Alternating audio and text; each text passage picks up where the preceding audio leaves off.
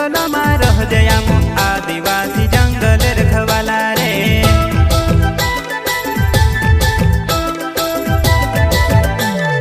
चल जंगल जमीन काजे पूजे रे आदिवासी दुनिया ने रखवाला रे।